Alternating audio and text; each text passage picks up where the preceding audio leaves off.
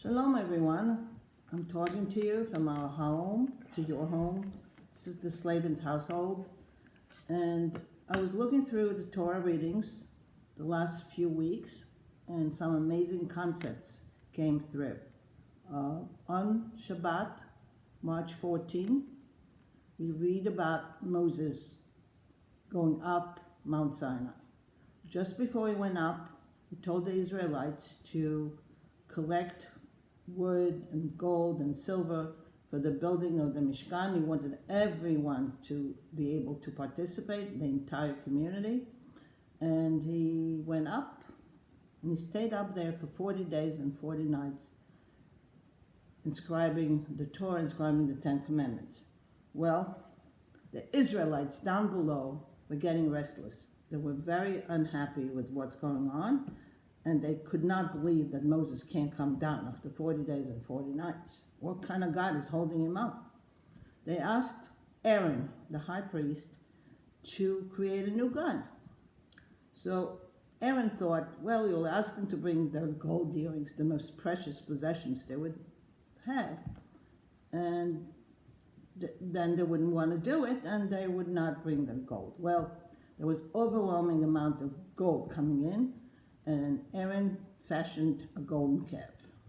This is the story of the golden calf. When God saw the Israelites dancing around the golden calf, he was so unhappy, so annoyed. He told Moses, this is it. The covenant that I had with your people is over. Moses didn't understand what was going on. He took the Ten Commandments and he went down the hill. This is all about seeing and unseeing. When he saw the Israelites, when he actually saw them, he was so angry as well. He threw the two tablets, shattered them to pieces. And then he begged God, please don't forsake your people. Let's see if we can come through and try again. Well, Moses was invited again to come up Mount Sinai. It's known that when Moses came the second time down, all the hills were quiet. All the birds did not sing. All the animals did not shout. There was a silence, and all the people of the world were standing to receive the Ten Commandments. And Moses did bring them, but his face was so shining from his presence with God. And the Israelites absolutely got scared of it, but realized that Moses actually spoke to God. Well, we are into the second parasha that I would like to tell you about. This is the parasha that was read on March 21st, all through the week, concluded with the Shabbat on March 21st. It's Vayikal and Pekudei. That parasha, Moses gathered the people, collected all the silver and the gold, and he gave the order of how to build the Mishkan. Whom did he give the order to? He gave it to Bezalel, and Bezalel was endowed with the beauty of seeing things through. The whole plan that God endowed Bezalel with, and Achilav ben Achiah was amazing way to use all the gold, the silver, the wood, the silk that all the Israelites brought in. The Mishkan, if you look up, the tabernacle was a piece of amazing art that was created in the desert and only was carried through the desert all the way to Jerusalem. Do you know who built the first temple, the actual building? It was King David that actually finally built the temple. All those other times, they used this portable temple, the Mishkan. Well, through this, I learned over the years that the name Bezalel, the person who created the Mishkan, was the inspiration for future Jewish artisans. In Israel, some 120 years ago, when new people came to the land, they had no jobs, no way of supporting themselves. talking about early Palestine. There was a man, an artisan that came from Germany. His name was Boris Schatz. This is one of his works. He was a fine carver, metal carver, and this piece was made by Boris Schatz. Boris Schatz saw the poor Yemenite people who have no work to do besides little boxes. He taught them different crafts, and this is what tourists brought when they came back to the land. They bought little camels, little mother-of-pearl boxes, all with the inspiration of Boris Schatz. As the years went on, they opened the Bezalel School of Art in Jerusalem. It's a famous place where people, all the way to today, create amazing contemporary work. So let me show you a piece of art from the Bezalel School. This is a small prayer book with olive cover to the book with drawings. I have another Bezalel book with the same technique of copper metaling. And my very famous piece of art, our Havdalah, that it was also done in the school of Bezalel. But this is about the art. Let's talk about the Ten Commandments. Ten Commandments was given to the people. It was given to the people with 10 directives. Well, 3 are yes directives, and 3 are do not directives. One of the famous one is to keep the Sabbath. Keep the Sabbath to remember the covenant between God and our people. With the story of the Sabbath comes the 7-arm lamp. This is a replica of the temple lamp. It was done in Jerusalem by artisans that were participating in the Bezalel School of Art. There were many, many objects in the temple, all created at that time, and people since then have been trying to recreate that temple. A couple of years ago, when my husband and I made a trip to Israel, in Timna in the Negev, we were able to visit one of those replicas of the Mishkan with the Ark of Covenant, with the 2 cherubs on it, see the menorah and the different items that were in the temple. Because the directions are so correct and so direct, people are able to remake them. Since the Torah portions Kitisa, Vaikel, and Pekudei, from the last 2 Shabbatot, March 14th and March 21st, concluded the reading of the book of Shemot, the book of Exodus, let's celebrate the conclusion of the reading with Chazak Chazak. Let's sing it together. Chazak Chazak v'nit chazek. One more time. Chazak Chazak v'nit chazek. Once we conclude the reading of a book, we proceed with the next book. The next book is the book of Vayikra.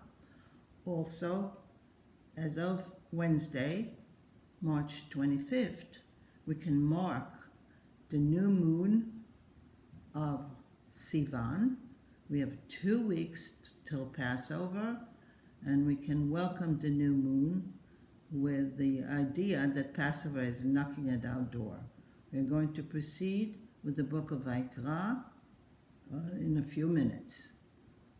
Let's sing again. Chazak Chazak v'nit chazek.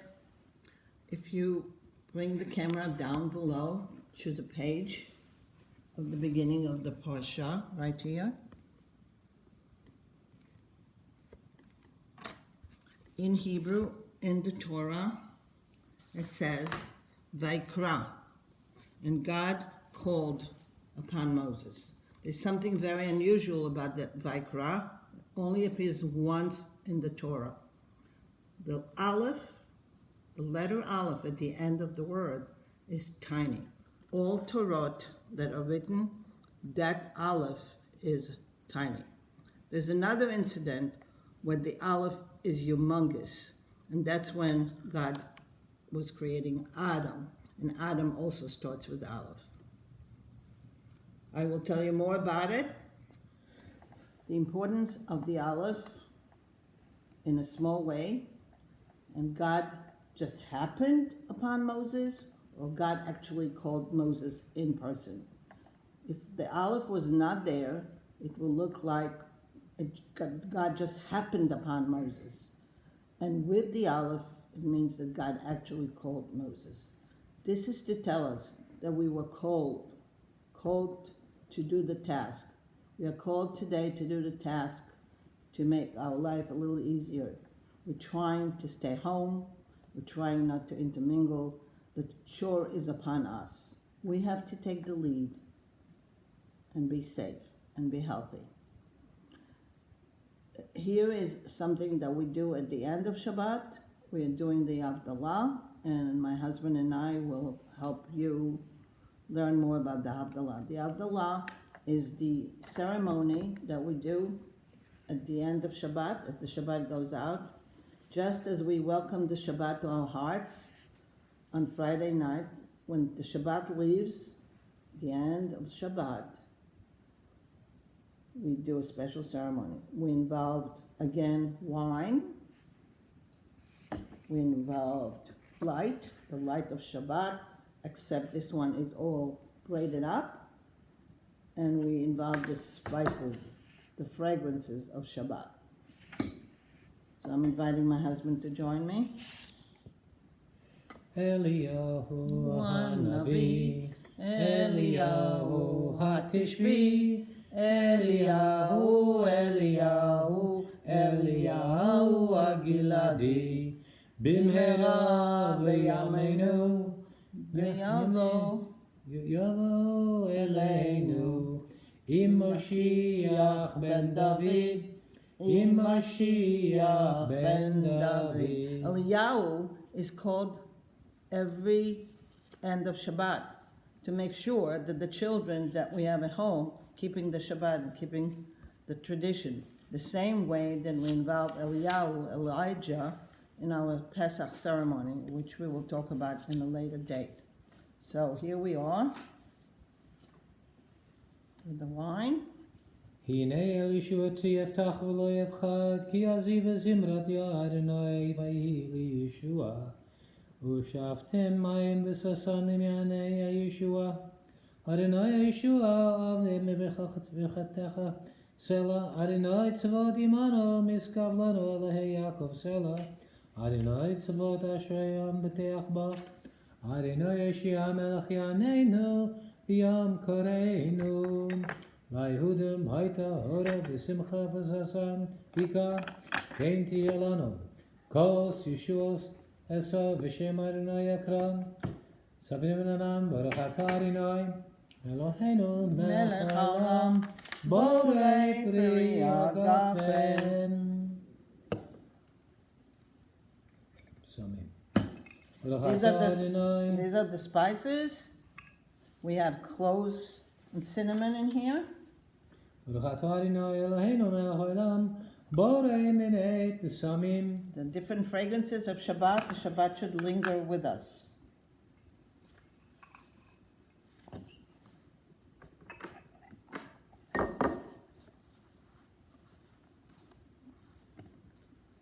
The matches are there.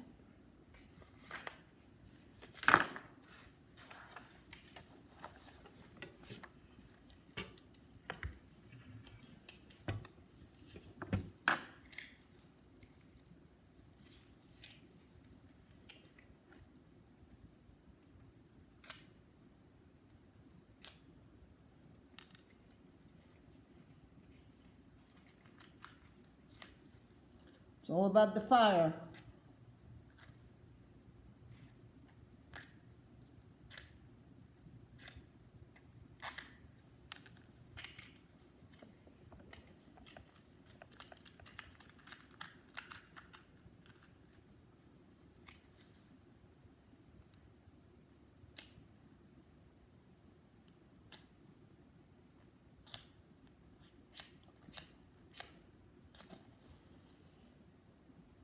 Well, we got the fire. May the light of Shabbat continue to shine upon you and your family all through the week. And may we have health and some happy times soon. Baruch atah Adonai Eloheinu melech haolam, borei merei haesh.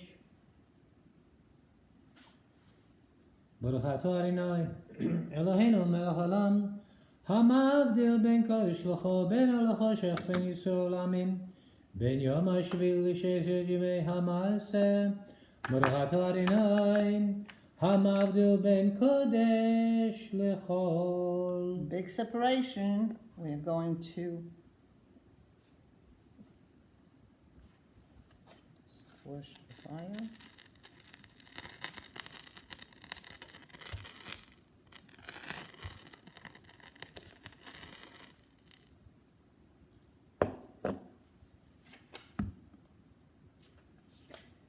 Hamavdil ben kodesh l'chol, atatenu hu yimchal zarenu. V'chi sarpenu yirba kachol, v'kochavim b'layla. Yom tana b'tzel, tomer ekra, leil alai gomer. Amar shomer eseboker v'gam layla. Shavua tov, Shavua tov. Shavua tov. Shavua tov. Shavua tov. Shavua tov. Shavua tov. Shavua tov. Shavua tov. May we have a good week without Corona.